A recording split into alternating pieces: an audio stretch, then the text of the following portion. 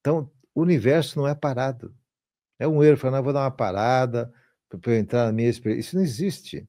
O universo todo é sempre em movimento. A diferença é que tem ritmo, percebe? Porque a melhor música que você podia ouvir são as valsas. Porque as valsas têm o ritmo do seu coração. O seu coração tem um ritmo ternário, ele bate, tem uma batida ternária. Ora, a valsa tem um ritmo ternário. Logo, uma coisa se sintoniza com a outra. Tá? Ah, mas eu gosto de rock pesado. Faça o que você quiser. Uma coisa é certa, esse ritmo não tem nada a ver com o seu ser. Nada a ver, não é um julgamento nem uma opinião. É que não tem nenhuma frequência dentro de você. Opa, vem Você cá. falou nisso, chegou a nossa É Mega. lógica. Om Namah Shivaya, Om Namah Shivaya, Om Namah Shivaya. Ela sempre participa aqui. Fala um oi para a câmera aí. Olá. Os gatos têm a percepção de 7 dimensões. Quando eles olham para a gente, eles não olham só para a gente, eles olham essas 7 camadas, né? Então, eles percebem onde eles estão. Isso é uma coisa interessante, você comprou uma casa nova, né? Daí você fala, não, estou preocupado, onde eu ponho tal coisa, tal coisa. Leve um gato e um cachorro para essa casa nova e solte os dois. Muito bem. Onde o gato ficar, você não põe a sua cama de jeito nenhum, porque ele está tratando a energia de não luz, energia negativa. Onde o cachorro ficar, pode botar a sua cama, é o melhor dos lugares da casa. Cada um deles sente o que sente de maneira diferente e vieram para cá com finalidades de nos completar, sabe? Os animais são os que nos modulam o campo emocional. Ou seja, se você amar profundamente os animais, você vai sofrer menos. Mas sofrer menos no sentido de achar que está sofrendo. Eles equilibram a sua emocionalidade, sabe? Então, esse chakra hoje, o chakra do plexo solar, até se você permitir, eu daria um gesto sagrado para você tratar como você equilibrar o seu chakra do plexo solar, onde ficam as suas crenças, onde começa tudo e onde termina tudo. É aqui. Depois que você venceu suas crenças no plexo solar, você vai para onde? Para o coração. Aí você entende o que é o amor. Se você não modular suas crenças, como é que você vai sentir amor? Percebe? É toda uma sequência, né? Então, olha, você coloca, atenção, assim, junta os dedos mínimos e os dedos polegares e cruza todos os outros dedos e coloca no plexo solar. Faça isso pelo menos uma vez por dia. Você vai se fortalecer muito em tudo que você precisar. Tudo. Deitou? Eu, quando deito, já faço isso. Antes de começar a dormir, tal, já faço durante o dia uma pausa, nunca cruzando as pernas, que elas tiram o efeito. Cruzou as pernas, dá um curto-circuito elétrico, né? Então é muito simples, ó. Você junta assim e coloca no plexo solar. Vai trazer uma paz e uma força para você que você nem imagina, que vai eliminando as crenças que são limitantes para o seu ser e vai mostrando que você é luz. O problema todo é que a gente esqueceu que é luz. Esqueceu que é luz. Esqueceu. Então, é interessante, tem uma psiquiatra indiana e ela era ateia, totalmente ateia. Não acreditava em nada. Shakuntala Modi. Shakuntala Modi. Não tem ainda em português, infelizmente, mas tem em inglês os livros dela. Tem um dos livros que é em português seria Curas Inacreditáveis, Amazing Healing, curas fantásticas, né? Curas inacreditáveis. E ela tratava pacientes, né? Então ela induzia estados, né, de percepção profunda, de imersão profunda, ela tinha técnicas fantásticas, né? E aí eles começaram a falar para ela de chama violeta, os pacientes, falou, como assim chama violeta? E ela trouxe ensinamentos de chama violeta lindíssimos, impressionantes, o que a chama violeta consegue transmutar. Mas aí começaram a vir para conversar com ela, através desses pacientes, anjos caídos. anjos caídos, da turma do Lúcifer. E eles diziam assim: nós temos que arrebentar o mundo mesmo, porque a gente já acabou tudo para nós. Quando o nosso chefe nos chamou, ele falou o seguinte: ó, nós estamos todos acabados.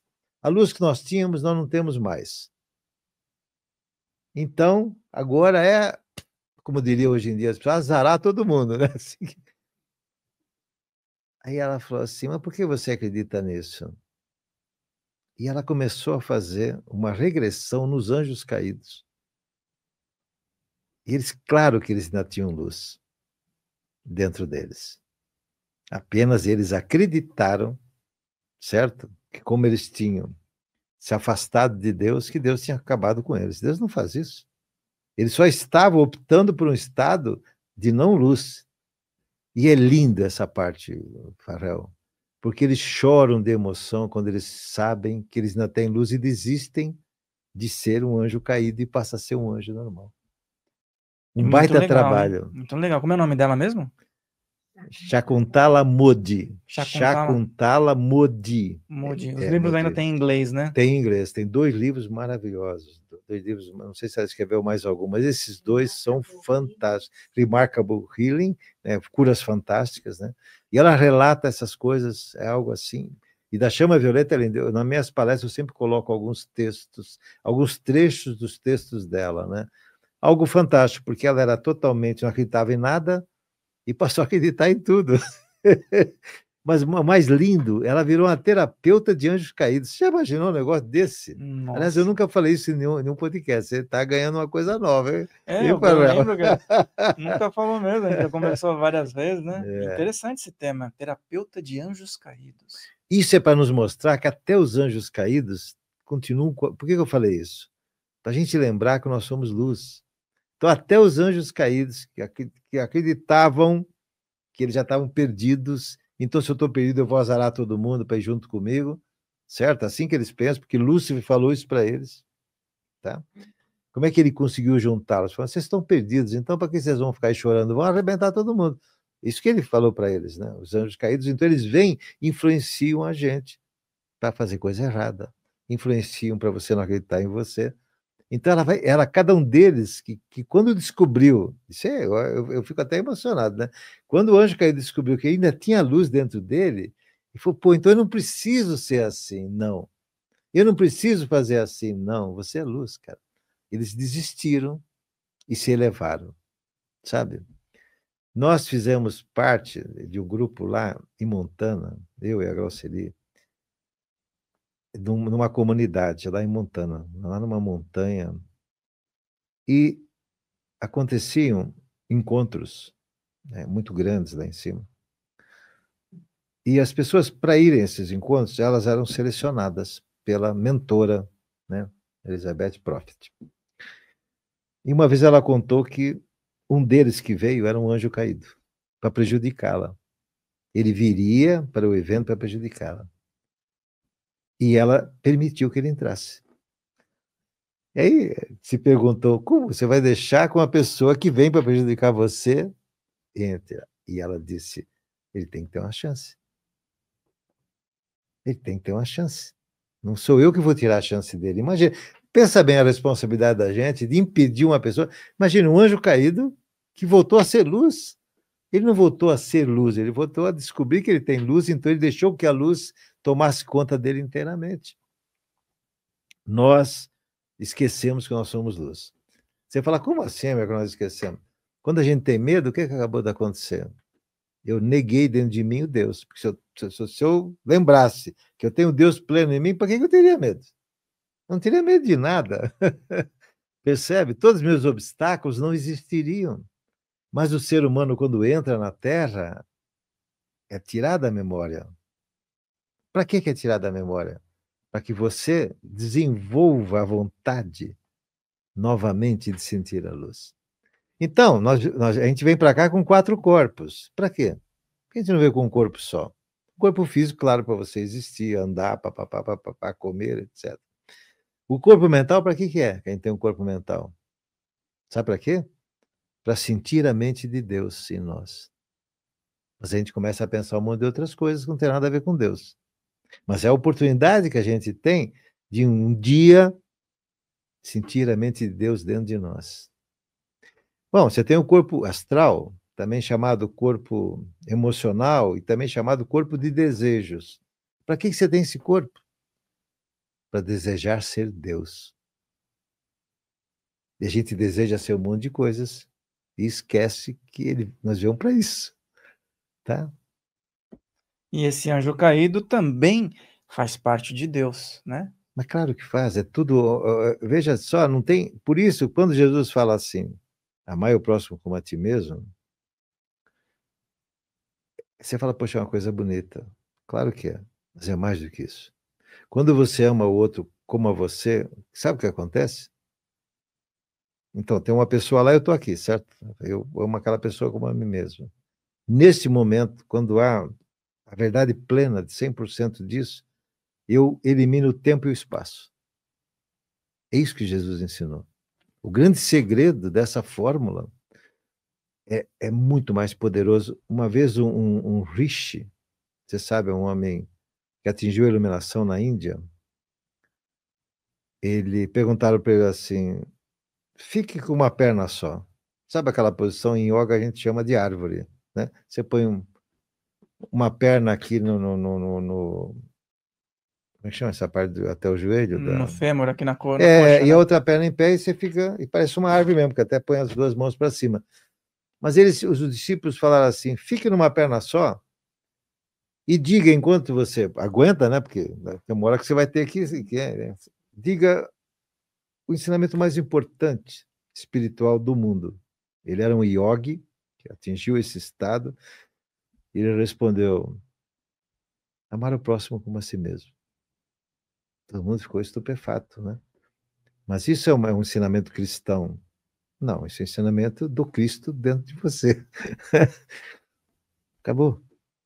Quando Jesus né? ensinou isso, de novo, entenda, se você acha que o outro é igual a você, você está nele, ele em você. Não há mais distância. É algo muito profundo para a gente pensar. Não há mais tempo. O tempo não existe porque você criou a unidade. Você aproximou. Se aproximou, não tem espaço e não tem tempo também. Então você se eleva. Então, quando a gente. Foi o que o Gandhi fez, né? O Gandhi se interessou muito pelo cristianismo, pelos ensinamentos. Ele leu a Bíblia, ele ficou encantado. E aí ele foi a algumas igrejas. Depois de um tempo, sabe o que ele declarou? Ele falou assim: eu amo Jesus Cristo, mas eu não gostei dos cristãos, porque eles não seguem o Cristo. Ele falou que seria cristão se os cristãos que se dizem fossem um pouco daquilo que dizem ser. Eu não quis dizer isso, né, para não ter no julgamento, mas exatamente isso, né?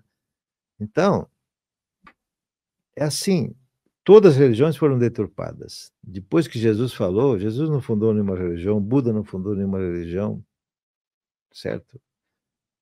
Krishna, nenhum deles fundou, porque é que uma vez o Ramakrishna, que eu gosto muito, ele tem, porque a Índia, o hinduísmo é a religião que mais ama a mãe.